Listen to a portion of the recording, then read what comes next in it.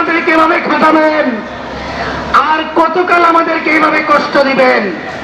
বলতে চাচ্ছি, আমি সরকারের ঊর্ধ্বতন কর্মকর্তাদেরকে বলতে চাই, সরাসরি শ্রম আইনে বলতে চাই, শ্রম আইনে রয়েছে কোন একজন কর্মচারী যদি নিষ্ঠার সাথে 30 দিন 3 মাস কাজ করে তাকে রাষ্ট্রীয়ভাবে করে নেওয়া, কিন্তু 30 দিন আমাদের হাতের দিকে তাকিয়ে থাকে, তাদেরকে মিথ্যা সান্ত্বনা দিতে হয়।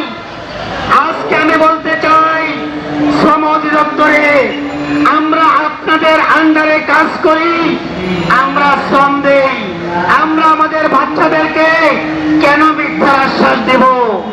আমাদেরকে কাজের মূল্যায়ন কেন করছেন না? এখনো বলতে যাচ্ছি আপনাদেরকে, আপনারা সংস্কার নামক একটা সংগঠন করেছেন, সংস্কার করবেন বলেছেন। কি সংস্কার আপনারা করেছেন?